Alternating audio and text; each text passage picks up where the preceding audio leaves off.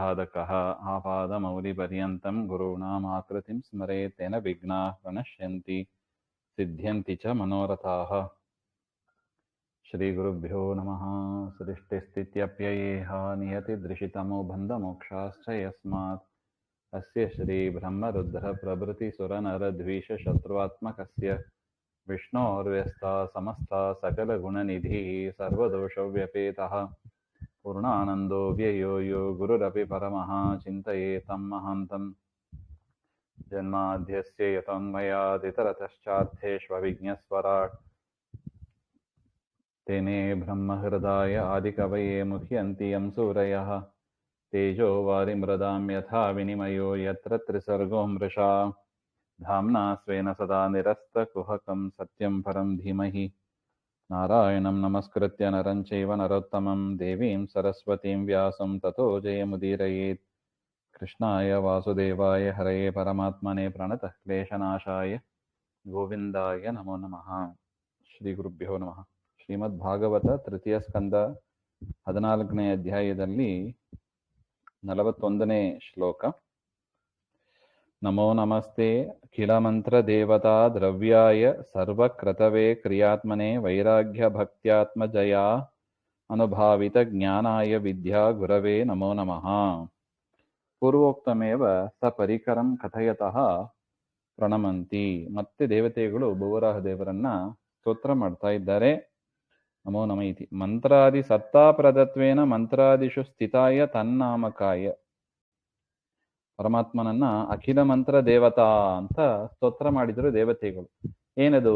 ಎಲ್ಲಾ ಮಂತ್ರಗಳ ದೇವತೆ. ಹಾಗೆಂದ್ರೆ ಏನರ್ಥ? ಅದನ್ನ ವ್ಯಾಖ್ಯಾನಕಾರರು ತಿಳಿಸ್ತಾ ಇದ್ದಾರೆ. ಆ ಮಂತ್ರಗಳು ಇರೋದು ದೇವರಿಂದ. ಮಂತ್ರಾದಿ ಸತ್ತಾಪ್ರದ ಅಂತ ಬರೀತಾರೆ.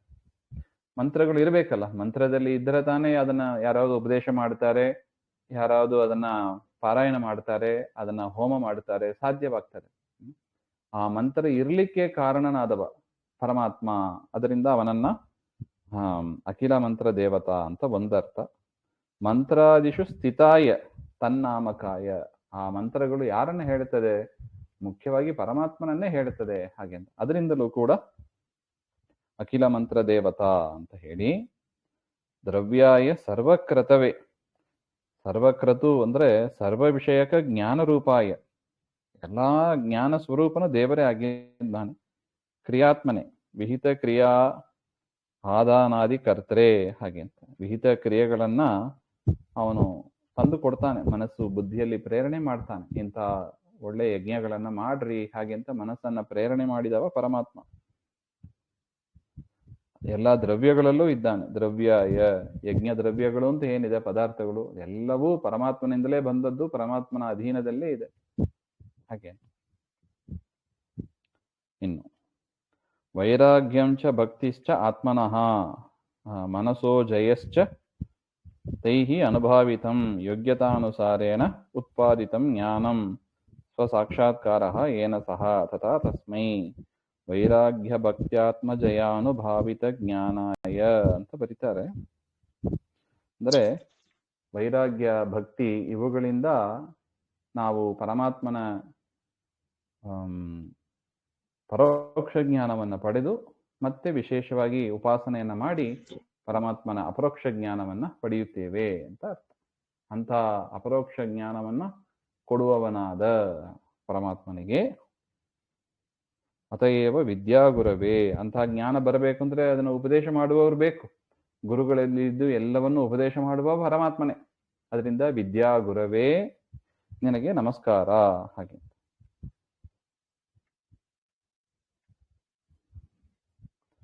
ನೋಡಿ, ವಿದ್ಯಾಗುರು ವಿದ್ಯಾನಾಂ ಆದಿವಕ್ತರೇ ಇತಿವ. ವಿದ್ಯೆ ಈಗ ನಾವು ಏನು ಕೇಳ್ತೀವಿ ಹೇಳ್ತೀವಿ ಇದೆಲ್ಲ ನಮಗೆ ಋಷಿಗಳು ಕೊಟ್ಟು ಹೋದ್ರು. ನೋಡಿ, ಸೂತರು ಶೌನಕರು ಅವರ ಸಂವಾದ ಅಂತ ನಾವು ಕೇಳ್ತಾ ಇದ್ದೀವಿ. ವೇದವ್ಯಾಸರು ಆ ಸೌತ ಶೌನಕಾದಿಗಳಿಗೆ ಕೊಟ್ಟದ್ದು ಅವರ ಗುರುಗಳು. ಶುಕಾದಿ ಋಷಿಗಳು ಅವರಿಗೆ ಕೊಟ್ಟದ್ದು ಪರಮಾತ್ಮ. ಹಾಗೆ ಅಂತ ವೇದವ್ಯಾಸ ರೂಪದಿಂದ ಎಲ್ಲವನ್ನು ಕೊಟ್ಟಿದ್ದಾನೆ. ಅದರಿಂದ ವಿದ್ಯಾಗುರು ಹಾಗೆ ಅಂದ್ರೆ ನಮಗೆ ಸಾಕ್ಷಾತ್ತಾಗಿ ಗುರುವಾಗಿ ಇಲ್ಲದೇ ಇದ್ರೂ ಕೂಡ ಪರಂಪರೆಯ ಪರಮಾತ್ಮನೇ ಎಲ್ಲರಿಗೂ ಗುರುವಾಗಿದ್ದಾನೆ ಅಂತ ಅರ್ಥ. ಅಂತ ನಿನಗೆ ನಮಸ್ಕಾರ ಅಂತ ಅಭಿಪ್ರಾಯ. ದಂಷ್ಟ್ರಾಗ್ರಕೋಟ್ಯ ಭಗವನ್ಸ್ತ್ವಯ ಧೃತ ವಿರಾಜತೆ ಭೂಧರ ಭೂಸಭೂಧರ ಯಥಾ ವನಾನ್ನಿಸ್ಸರತೋ ದತಾಧೃತ ಮದಂಗಜೇಂದ್ರಸ್ಯ ಸಪತ್ರ ಪದ್ಮಿನಿ. ಹೇ ಭೂಧರ, ಭೂಮಿಯನ್ನ ಧರಿಸುವವನಾದ ಪರಮಾತ್ಮ ಭೂವರಾಹ, ಸಭೂಧರ ಸಪರ್ವತ, ಅದು ಹೇಗೆ ಧರಿಸಿದ್ಯಾ ಭೂಮಿಯನ್ನ ನೀನು? ಪರ್ವತ ಸಮೇತವಾಗಿ ನೀನು ಆ ಕೋರೆ ಹಲ್ಲಿನಲ್ಲಿ ಎತ್ಕೊಂಡು ಬಂದ್ಬಿಟ್ಟಿದ್ಯಾ. ನೋಡಿ, ಒಂದು ಬಂಡೆಕಲ್ಲಿ ಎತ್ತೋದು ಕಷ್ಟ ಇದೆ.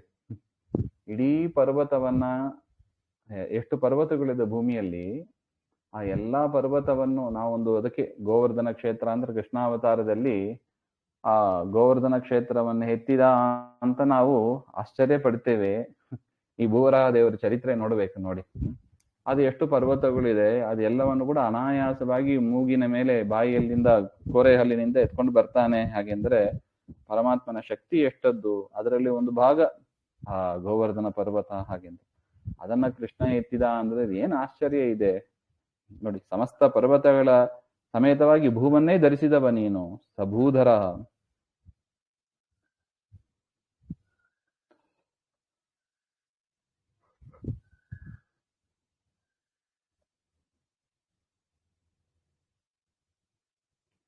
ವನಾಜ್ಜಲಾನ್ ನಿಸ್ಸರತಃ ನಿರ್ಗಚ್ಚತಃ ಮದಂಗಜೇಂದ್ರಸ್ಯ ದತ್ತಾ ದಂತೇನ ಪಾತ್ರೈಃ ಸಹಿತ ಪದ್ಮಿನಿ ಸರಸಿ.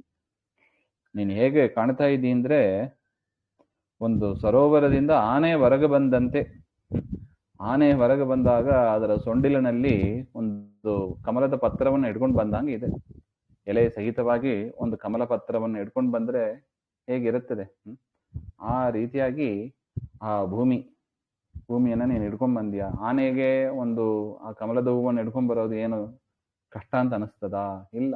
ಅದೇ ತರ ಭೂಮಿಯನ್ನ ಅನಾಯಾಸವಾಗಿ ನೀನು ಹಿಡ್ಕೊಂಡ್ ಬಂದಿದ್ದಿ, ನಿನಗೆ ನಮಸ್ಕಾರ ಅಂತ ಹೇಳ್ತಾರೆ. ತ್ರಯೀಮಯಂ ರೂಪಮಿದಂ ಚ ಸೌಕರಂ ಭೂಮಂಡಲಂ ನಾಥ ದತಾಧೃತೇನ ತೇ ಚಕ್ರಾಸ್ತಿ ಶೃಂಗೋಢ ಗಣೇನ ಭೂಯಸ ಕುಲಾಚಲೇಂದ್ರಸ್ಯ ಯಥೈವ ಬಿಭ್ರಮಃ.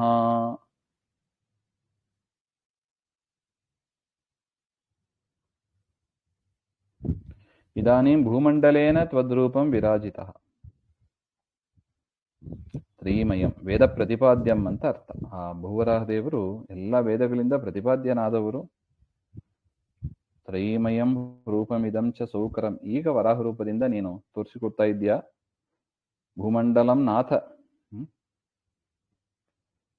ದತಾಧೃತೇನ.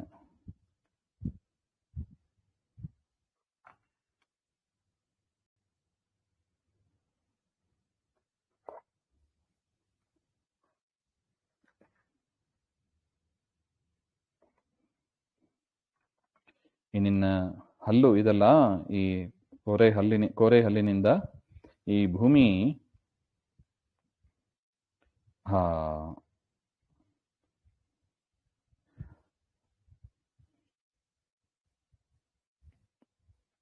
ಅದರ ತುದಿಯಲ್ಲಿ, ಆ ಭೂಮಿಯ ಮೇಲ್ಭಾಗದಲ್ಲಿ ಏನಿರುತ್ತದೆ, ಮೇಘಗಳು ಇರುತ್ತವೆ.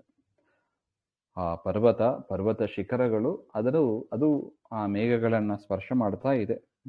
ಅದೇ ರೀತಿಯಾಗಿ ನೀನು ಶೋಭಿಸ್ತಾ ಇದ್ಯಾ ಹಾಗೆ ಅಂತ. ಅಂದ್ರೆ ಮೋಡಗಳನ್ನ ಧರಿಸಿದ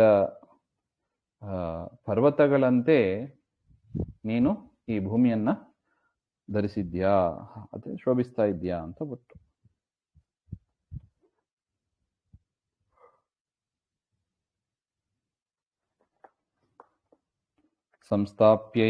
ಸಂಸ್ಥಾಪಯೈನಾಂ ಜಗತಾಂ ಹಿತಸ್ತುಷಾಂ ಲೋಕಾಯ ಪತ್ನೀಮಸಿ ಮಾತರಂ ಪಿತಾ ವಿಧೇಯಯಸ್ಯೈ ನಮಸಾ ಸಹ ತ್ವಯಾ ಯಾಸ್ಯಾಂ ಸ್ವತೇಜೋಗ್ನಿಮಿವ ಪ್ರಣಾಬಧಾಃ. ತೇ ಪತ್ನಿ ಮೇನಾ ಭೂಮಿಂ, ಈ ನಿನ್ನ ಪತ್ನಿಯಾದ ಭೂದೇವಿಯನ್ನ ಲೋಕೋಪಕಾರಕ್ಕಾಗಿ ಜಲಸ್ಯ ಉಪರಿ ಸಂಸ್ಥಾಪಯ, ಆ ನೀರಿನ ಮೇಲೆ ಇಡು, ಅಂದ್ರೆ ಅದರ ಕಕ್ಷೆಯಲ್ಲಿ ಇಡು, ಅದು ಎಲ್ಲಿರ್ಬೇಕೋ ಅಲ್ಲಿ ಅದನ್ನ ಇಡು. ಇದರಿಂದ ಲೋಕಕ್ಕೆ ಉಪಕಾರ ಆಗ್ತದೆ. ಸತಸ್ತುಷಾಂ ಸ್ಥಾವರೈಹಿ ಸಹಿತಾನಾಂ ಜಗತಾಂ ಜಂಗಮಾನಾಂ ಮಾತರಂ. ಕೆಲವು ಭೂಮಿಯಲ್ಲಿ ಇರತಕ್ಕ ಪ್ರಾಣಿಗಳು, ಮರಗಿಡಗಳು, ಕೆಲವುದು ಒಂದೇ ಕಡೆ ಇರುತ್ತವೆ, ಕೆಲವುದು ಸಂಚಾರ ಮಾಡ್ತಾ ಇರುತ್ತವೆ. ಅದೆಲ್ಲದಕ್ಕೂ ಕೂಡ ತಾಯಿಯಾಗಿ ಇವರು ಇದ್ದಾರೆ ಹಾಗೆ ಅಂತ ಭೂಮಿಯನ್ನು ಕೂಡ ಸ್ತೋತ್ರ ಮಾಡ್ತಾರೆ. ಯತಸ್ತ್ವಂ ಪಿತಾಸಿ, ಈ ಜಗತ್ತಿಗೆ ನೀನೇ ತಂದೆ, ಈ ಭೂಮಾತೆಯೇ ತಾಯಿಯಾಗಿದ್ದಾಳೆ. ಏವಂ ಸತಿ ತವ ತತ್ರ ತತ್ರ ಸ್ಥಿತಾಃ ಸಂತಃ ತ್ವಯಾ ಸಹಾಸ್ಯೇ ಮಾತ್ರೇ ನಮಸಾ ನಮನಂ ವಿಧೇಮ ಕುರ್ಮ ಅಂತ ಜಗತ್ತಿನ ತಂದೆ ತಾಯಿಯಾದ ಜಗತ್ತಿಗೆ ಆಶ್ರಯವನ್ನ ಕೊಡುವವರಾದ ನಿಮಗೆ ನಾವು ನಮಸ್ಕಾರವನ್ನ ಮಾಡ್ತೇವೆ ಹಾಗೆ ಅಂತ. ಮಾತೃತ್ವಂ ಪಿತೃತ್ವಂ ಚ ಸ್ಪಷ್ಟಯಂತಹ ಆಹು, ಮಾತಾಪಿತೃ ಅಂತ ಸ್ಪಷ್ಟವಾಗಿ ಹೇಳ್ತಾ ಇದ್ದಾರೆ. ಯಸ್ಯಾಂ ಭೂಮ್ಯಾಂ ಸ್ವತೇಜಃ ಸ್ವವೀರ್ಯ ಮರಣೌ ಅಗ್ನಿಮತನ ದಾರು ವಿಶೇಷೆ ಯಾಜ್ಞಿಕಾ ಮಂತ್ರತಃ ಅಗ್ನಿಮಿವಾದ ನಿಹಿತವಾನಸಿ. ಹೇಗೆ ಈ ಅರಳಿಕಟ್ಟೆ ಇದೆ ನೋಡಿ, ಅರಳಿಕಟ್ಟೆಯನ್ನು ಮಥನ ಮಾಡಿದರೆ ಅಗ್ನಿ ಬರುತ್ತದೆ. ಆ ಅಗ್ನಿ ಎಲ್ಲಿ ಇದೆ ಹಾಗೆಂದ್ರೆ ಆ ಅರಳಿಕಟ್ಟೆಯಲ್ಲೇ ಇದೆ. ಅರಳಿಕಟ್ಟೆ ಒಳಗೆ ಆ ಅಗ್ನಿ ತೇಜಸ್ಸು ತುಂಬಿದೆ, ಅದು ತಿಕ್ಕಿದಾಗ ಹೊರಗೆ ಬಂತಷ್ಟೆ. ಹೇಗೋ ಅದೇ ತರ ನಿನ್ನ ತೇಜಸ್ಸನ್ನ ಈ ಭೂಮಿಯಲ್ಲಿ ಇಟ್ಟಿದ್ಯಾ, ಅದು ಅಂಥ ನಿನಗೂ ಭೂಮಾತೆಗೂ ನಾವು ನಮಸ್ಕಾರವನ್ನು ಮಾಡ್ತೇವೆ ಹಾಗೆ ಅಂತ.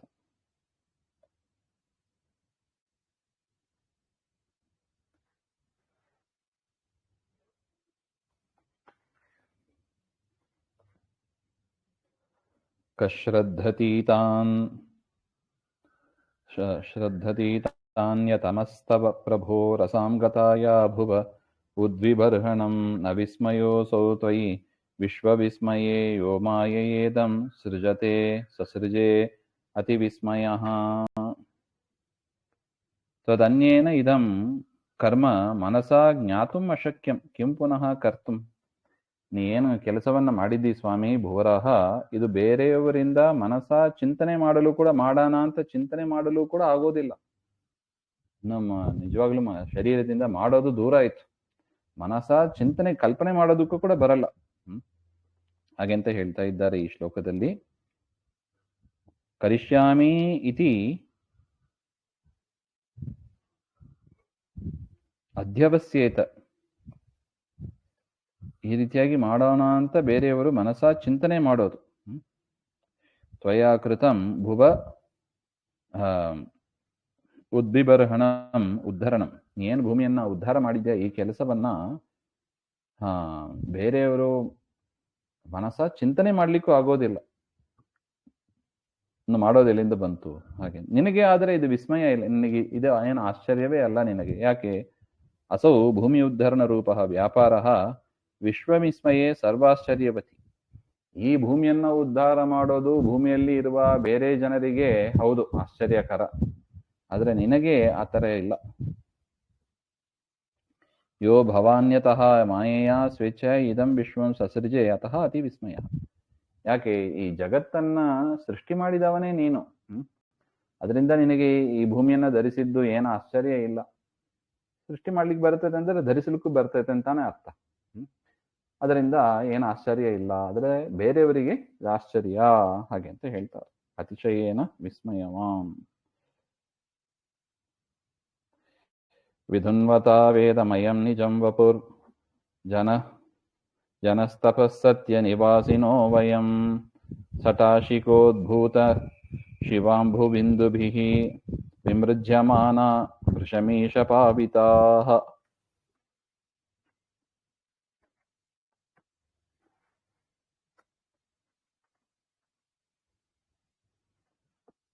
ಸ್ವಾಮಿ, ವೇದ ಪ್ರತಿಪಾದ್ಯನಾದ ನಿನ್ನ ಈ ಶರೀರದ ರೋಮಗಳು, ಆ ರೋಮಗಳಿಂದಲೇ ಜನಲೋಕ, ತಪೋಲೋಕ, ಸತ್ಯಲೋಕ ವಾಸಿಗಳಾದ ನಮ್ಮ ಮೇಲೆ ಕೂಡ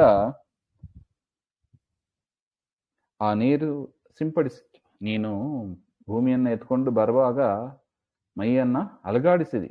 ಮೈಯನ್ನು ಅಲುಗಾಡಿಸಿದಾಗ ಅಲ್ಲಿಂದ ನೀರೆಲ್ಲ ಹೊರಗೆ ಬಂತು, ಶರೀರದಲ್ಲಿ ಇದ್ದ ಅಂದುಕೊಂಡಿದ್ದ ನೀರೆಲ್ಲ ಬಂತು. ಆ ನೀರು ನಮ್ಮ ಮೇಲೆ ಪ್ರೋಕ್ಷಣೆ ಮಾಡಿದಂಗೆ ಆಯ್ತು, ಅದರಿಂದ ನಾವೆಲ್ಲರೂ ಕೂಡ ಪಾವನರಾದೀವಿ ಅಂತ ಹೇಳ್ತಾರೆ.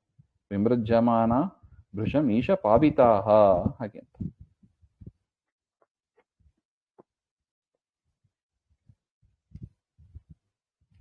ಪವಿತ್ರೀಕೃತಾಹ ಸರ್ವಕರ್ಮ ಸ್ವಧಿಕೃತ ಇತಿ ಯಾವತ್ ಅಂತ. ಸವೈಭತ ಭ್ರಷ್ಟ ಮತಿಸ್ತವೈಷತೆ ಯಃ ಕರ್ಮಣಾಂ ಪಾರಮಪಾರ ಕರ್ಮಣಃ ತ್ವದ್ಯೋಗಮಾಯಾ ಗುಣಯೋಗಮೋಹತೋ ವಿಸ್ರಂಸತಾಂ ನೋ ಭಗವನ್ ವಿಧೇಹಿಷಂ. ಮತ್ತೆ ಪ್ರಾರ್ಥನೆ ಮಾಡ್ತಾ ಇದ್ದಾರೆ, ವರಸ್ವಾಮಿಯೇ, ಅಪಾರ ಕರ್ಮಣಃ ತವ ಕರ್ಮಣ ಭೂಮಿ ಉದ್ಧರಣಂ ಪಾರಂ ಅಂತಂ.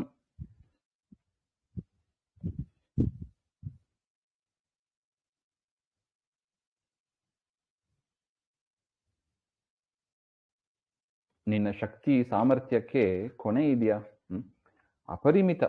ನಿನ್ನ ಶಕ್ತಿ ಸಾಮರ್ಥ್ಯ ಎಲ್ಲವೂ ಕೂಡ ಅಪರಿಮಿತವೇ. ಅದಕ್ಕೆ ಇಷ್ಟು ಅಂತ ಒಂದು ಲಿಮಿಟೇಷನ್, ಒಂದು ಬೌಂಡ್ರಿ ಹೇಳಲಿಕ್ಕೆ ಬರೋದಿಲ್ಲ. ಆ ರೀತಿಯಾಗಿ ಹೇಳುವವ ದಡ್ಡ, ಮೂರ್ಖ ಅಂತ ಹೇಳ್ತಾರೆ.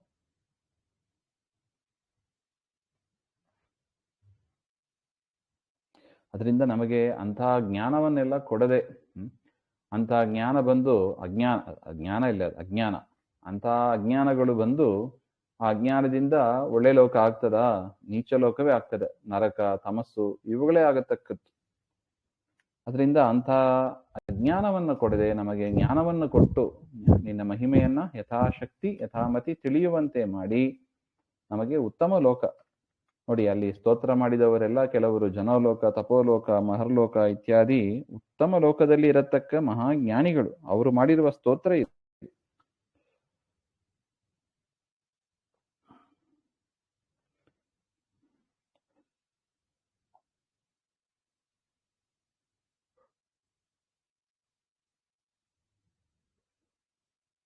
ತ್ವದ್ಯೋಗ ಮಾಯಾ ಗುಣ ಯೋಗ ಮೋಹತಃ. ಪರಮಾತ್ಮನ ಬಂಧಕ ಶಕ್ತಿ ಇದೆ ನೋಡಿ. ಅದು ಎಷ್ಟು ಸಾಮರ್ಥ್ಯ ಇದೆ ನೋಡಿ. ಅದಕ್ಕೆ ಅಜ್ಞಾನವನ್ನ ಚೆನ್ನಾಗಿ ತಂದು ಕೊಟ್ಟು ಬಿಡುತ್ತದೆ ಅದು.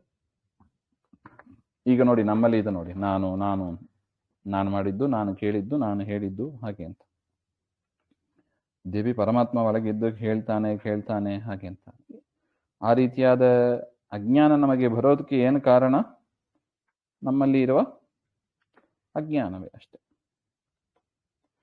ನಮ್ಮ ಯೋಗ್ಯತೆ, ದೇವರ ಬಂಧಕ ಶಕ್ತಿ ಆ ಅಜ್ಞಾನವನ್ನು ನಮಗೆ ತಂದುಕೊಡುತ್ತದೆ ಹಾಗೆ ಅಂತ. ಆದರೆ ನಾವು ನಿಮ್ಮ ಅನುಗ್ರಹದಿಂದ ಆ ಜ್ಞಾನವನ್ನು ಪಡೆಯದೆ ಉತ್ತಮ ಲೋಕದಲ್ಲಿ ನಾವು ಇದ್ದೀವಿ. ತವ ಯೋಗಮಾಯ ಬಂಧ ಶಕ್ತಿ ತಸ್ಯಾ ಗುಣ ಸಾಮರ್ಥ್ಯಂ ತೇನ ಮೋಹಿತಾತ್ಮನಾಂ ಮೋಹಯುಕ್ತ ಮನಸಾಂ ಅತಏವ ವಿಸ್ರಂಸೃತಾಂ ಅದೃಢ ಜ್ಞಾನಾನಾಂ ತೇ ಜ್ಞಾನದ್ರಾಢ್ಯ ಪ್ರಯುಕ್ತಂ ಸುಖಂ. ನಮಗೂ ಹಿಂದೆ ಹೀಗೆ ಆಗಿತ್ತು. ಯಾವಾಗ ನಮಗೆ ಆ ಬಂಧಕ ಶಕ್ತಿಯಿಂದ ಅಜ್ಞಾನ ಮೂಡಿತ್ತೋ ಆಗೆಲ್ಲ ನೀನು ಉಪದೇಶ ಮಾಡಿ ನಿಶ್ಚಯವಾದ ಜ್ಞಾನವನ್ನ ನಮಗೆ ಉಪದೇಶ ಮಾಡಿದಿ. ಅದರ ಫಲ ಈಗ ನಾವು ಉತ್ತಮ ಲೋಕವನ್ನ ಹೊಂದಿದ್ದೇವೆ ಹಾಗೆ ಅಂತ. ನೋಡಿ, ಯಾರು ಉತ್ತಮ ಲೋಕಗಳನ್ನು ಹೊಂದಿದ್ದಾರೆ ಅವರು ಕೂಡ ಆರಂಭದಲ್ಲಿ ಹೇಗಿದ್ರು? ಅಜ್ಞಾನ ಸಹಿತರಾಗಿ ಇದ್ದರು. ಪರಮಾತ್ಮ ಮತ್ತೆ ಅದು ಬೇವಿನ ಸೊಪ್ಪು ಬಡದಂಗೆ ಬಡದು ಅಜ್ಞಾನವನ್ನು ಓಡಿಸಿ ಜ್ಞಾನವನ್ನು ಕೊಟ್ಟು ಅವರಿಗೆ ಇಂತಹ ಉತ್ತಮ ಗತಿಗಳನ್ನ ಕೊಟ್ಟಿದ್ದಾನೆ ಎಂಬ ಒಂದು ವಿಚಾರವನ್ನ ಆ ಲೋಕದ ಜನರೆಲ್ಲ ಸ್ಮರಿಸಿಕೊಂಡು ದೇವರನ್ನ ಸ್ತೋತ್ರ ಮಾಡ್ತಾ ಇದ್ದಾರೆ ಅಂತ ಅರ್ಥ. ಎಷ್ಟು ಕರುಣೆ ನೋಡಿ ದೇವರಿಗೆ ಅದೇ. ಮೈತ್ರೇಯ ಉವಾಚ. ಇಷ್ಟು ದೇವತೆಗಳು ಸ್ತೋತ್ರ ಮಾಡಿದರು. ತದನಂತರ ಮೈತ್ರೇಯರು ವಿದುರನಿಗೆ ಹೇಳ್ತಾರೆ, ಪ್ರತ್ಯುಪಸ್ಥೀಯ ಮಾನೈಸ್ತೈರ್ ಮುನಿಭಿರ್ ಬ್ರಹ್ಮವಾದಿಭಿಃ ಸಲಿಲೆ ಸ್ವಕುರಾಕ್ರಾಂತ ಉಪಾದತ್ತಾ ವಿತಾವನಿಂ.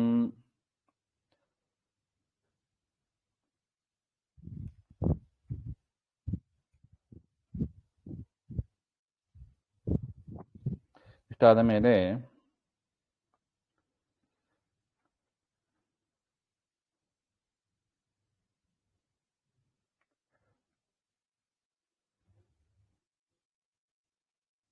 ಈ ರೀತಿಯಾಗಿ ಪರಮಾತ್ಮನನ್ನು ಸ್ತೋತ್ರ ಮಾಡಿದರು. ಯಾರು? ಪ್ರತ್ಯುಪಸ್ಥೀಯಮಾನಃ ತೈಃ ಮುನಿಭಿಃ, ಮುನಿಗಳು ಬ್ರಹ್ಮವಾದಿಭಿಃ, ಆ ವೇದಗಳನ್ನ ವಿಚಾರ ಮಾಡತಕ್ಕ ಜ್ಞಾನಿಗಳು ಅಂತ ಅರ್ಥ. ಅಂಥವರು ಈ ರೀತಿಯಾಗಿ ಪರಮಾತ್ಮನನ್ನ ಸ್ತೋತ್ರ ಮಾಡಿ ಅಂತ ಅರ್ಥ. ಬ್ರಹ್ಮಾದಿ ದೇವತೆಗಳು ಎಲ್ಲರೂ ಕೂಡ ಸ್ತೋತ್ರ ಮಾಡಿದ ಬಳಿಕ ಪರಮಾತ್ಮ ಏನ್ ಮಾಡಿದ? ಸಲಿಲೇ ಸ್ವಖುರಾಕ್ರಾಂತ ಉಪಾಧತ್ತ ಅವಿತ ಅವನಿಂ, ಹಾಗೆಂತ.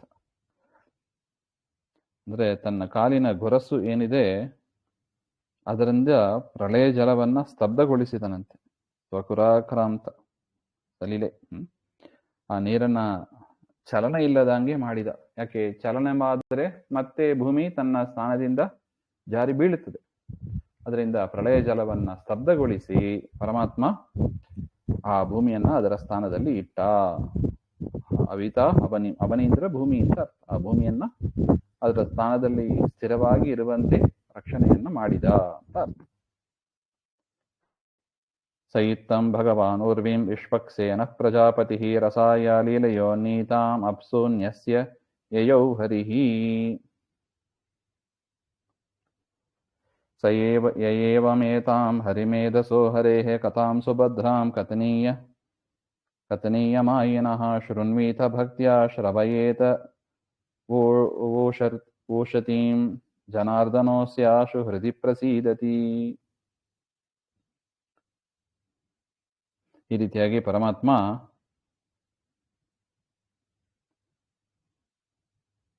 ಮೇಧಾಧಾರಣೀವತಿ,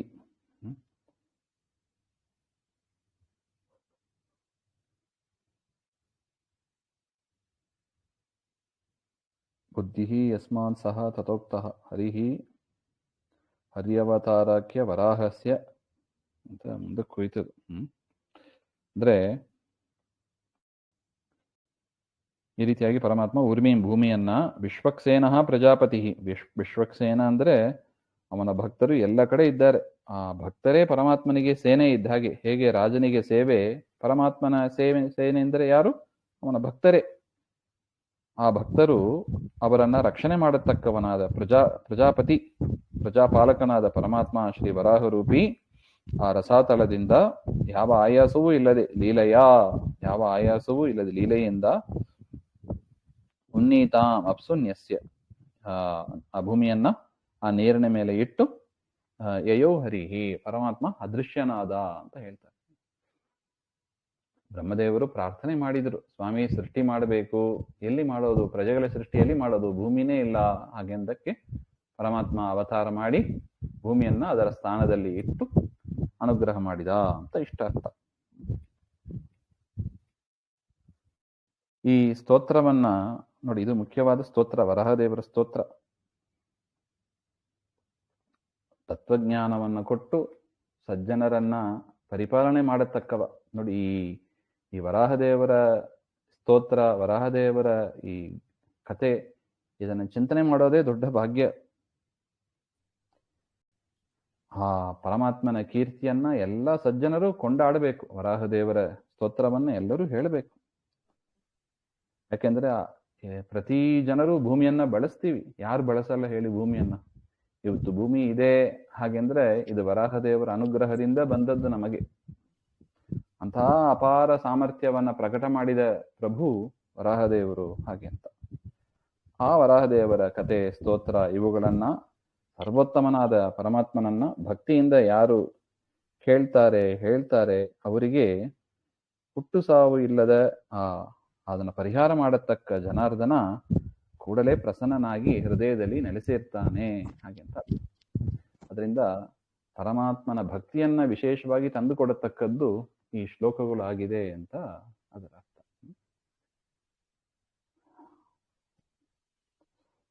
ಮುಂದಿನ ವಿಚಾರ ಮತ್ತೆ ನೋಡೋಣ. ಶ್ರೀಮಧ್ವಾಂತರ್ಗತ ಅಷ್ಟಿದೆ, ಎರಡೇ ಇದೆ, ಮುಗಿಸ್ಬಿಡೋಣ. ತಸ್ಮಿನ್ ಪ್ರಸನ್ನೆ ಸಕಲಾಶಿಷಾಂ ಪ್ರಭೌ ಕಿಂ ದುರ್ಲಭಂ ತಾಭಿರಲಂ ಲವಾತ್ಮಭಿಃ ಅನನ್ಯ ಭಕ್ತ್ಯ ಭಜತಾಂ ಗುಹಾಶಯಃ ಸ್ವಯಂ ವಿಧತ್ತೆ ಸ್ವಗತಿಂ ಪರಃಪುಮಾನ್. ಪರಮಾತ್ಮ ಸಂತುಷ್ಟನಾದರೆ ಏನು ತಾನೇ ಸಿಗಲ್ಲ. ಸರ್ವ ಅಭೀಷ್ಟಪ್ರದನಾದ ಸರ್ವಶಕ್ತನಾದ ಸ್ವಾಮಿ ಆ ಜನಾರ್ದನನ ಕೃಪೆಯಿಂದ ಈ ಜಗತ್ತಿನಲ್ಲಿ ಯಾವುದು ದುರ್ಲಭ ಹೇಳಿ? ಎಲ್ಲವನ್ನು ಅನಾಯಾಸವಾಗಿ ಪಡೆಯಬಹುದು. ಆದರೆ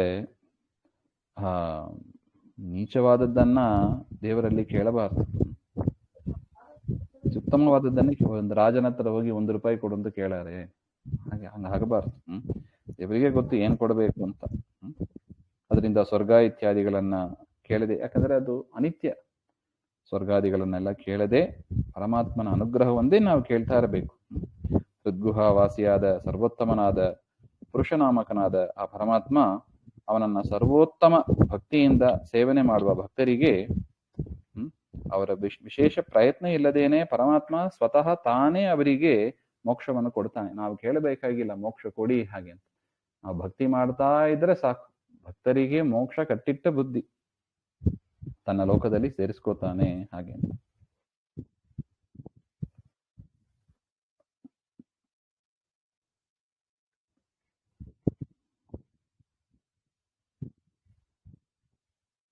ಅದರಿಂದ ಭಕ್ತಿ ಪ್ರಧಾನ ಅಂತ ಸೂಚನೆ ಮಾಡಿದಂಗೆ ಆಯ್ತು ನೋಡಿ.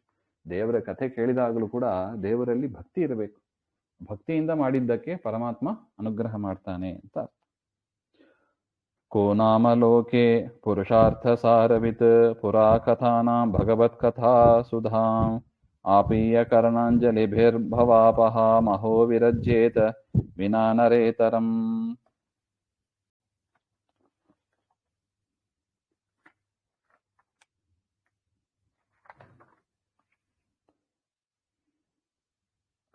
ಅಂತ ಅನೇಕ ಕೋನಾಮ ಲೋಕೆ ಪುರುಷಾರ್ಥ ಸಾರವಿತ್ ಪುರಾ ಕಥಾನ, ಪರಮಾತ್ಮನ ಕಥೆ, ಹರಿಕಥೆ ಅಂದರೆ ಅದು ಭಾರಿ ಪ್ರಾಚೀನವಾದದ್ದು, ಆದರೂ ನಮಗೆ ಹೊಸದಾಗಿ ಇರುತ್ತದೆ. ಅದು ಪುರುಷಾರ್ಥದ ಸಾರ. ಅದು ಮನುಷ್ಯರು ಇದನ್ನೇ ಬಯಸಬೇಕು.